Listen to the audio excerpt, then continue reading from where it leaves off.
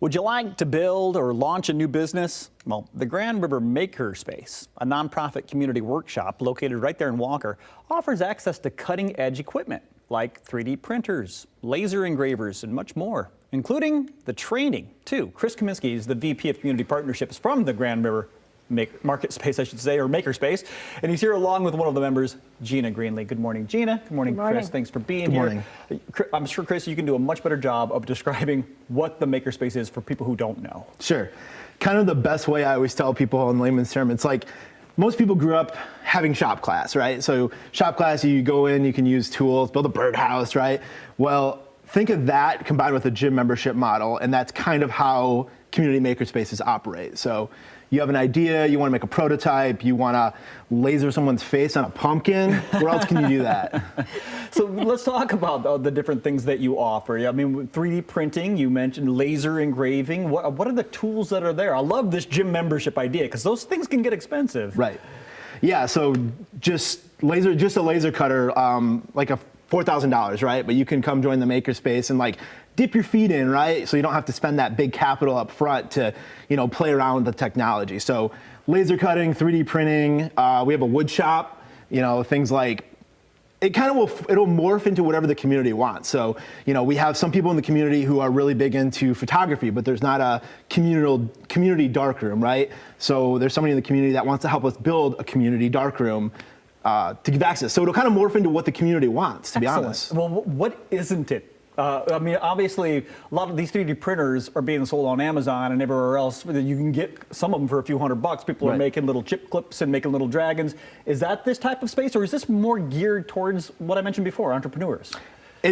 Honestly, it's both. So what it really isn't, it would be like mass production, right? Like it's a way to kind of come in to test an idea. But if example, I used to run one in Muskegon at the community college. I had a 12-year-old come in and make laser etched glasses, and he started selling them.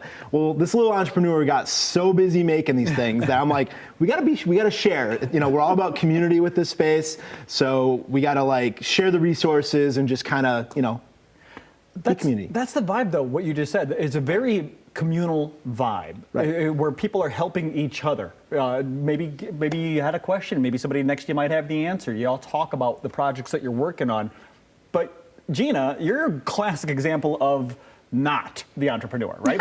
You're the person who was like, I wanted to try something new that I hadn't done before. I'm a serial crafter. Okay. I do everything. I sold craft supplies, so now I'm a serial crafter. I do everything. But what I had not ever done was 3D print. Okay. So a couple days ago, I went over to the Makerspace. They told me what program to use. We sat down and I started designing. And I designed and printed this little pen blank. So what I'm going to do is I'm going to fill it with epoxy, probably bright red.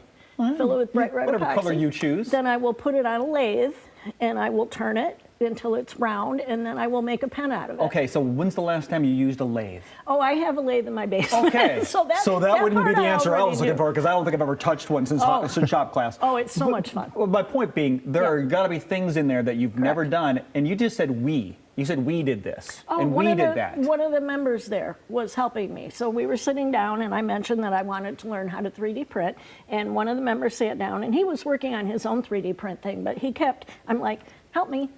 Right. And so I was asking questions, I was getting my answers, it got done, I printed it, and I was just nutcase. I was like so excited, look what I made. Not only that, Gina, you're kind of jazzing me up with your story, because we do this all the time online. Yeah. We Google everything on how to fix everything. You're in a shop with other people, talking to them and creating, and that energy is a completely different energy. I learned how to use a laser at a Makerspace. And a few years later, I now own a laser. And so I have a tiny little business making little things. So yeah, I mean, that's part of the entrepreneur thing, is you can go learn.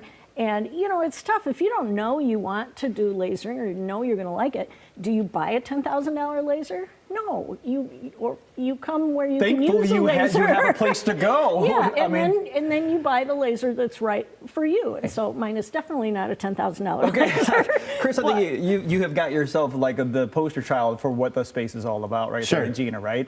I mean, she's really a classic example of what happens in the space. It's, you know, it's a community space. It's a third space, right? It's like a coffee shop, but with tools, right? And That's a good way to describe it, yeah. Interacting with, you know, kind of that like transfer of knowledge from your peers, right? And it's, as adults, we get so stuck in our like jobs and our life, like you don't necessarily have that like you did in school. So it's kind of a place where you can go be a kid again. I love it. And look at this gigantic pumpkin, for crying out loud. This is a 3D printed pumpkin. It's hollow, but laser. I mean, I don't know if we got a close up of the work that you did for us today, but is it? Oh my goodness. There we go. Look, there's Michelle. So we do workshops, and actually, so like in October right now, we have a couple workshops where people can come, laser whatever you want in a pumpkin. Yeah, I mentioned all this, Chris. I mentioned all these tools. I didn't mention the classes. Yeah, so it'll be workshops and classes that you could, you know, maybe you're not even ready to join. Like, dip your feet in, take a class, take a workshop. Like, you know, that's kind of like just a way to get into it. And we're gonna have some community instructors.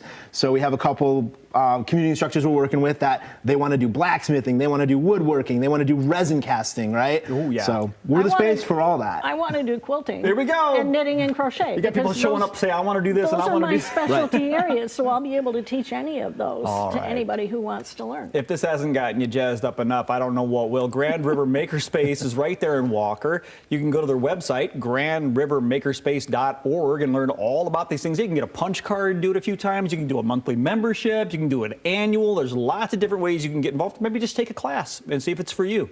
Again, grandrivermakerspace.org for more. We'll be right back.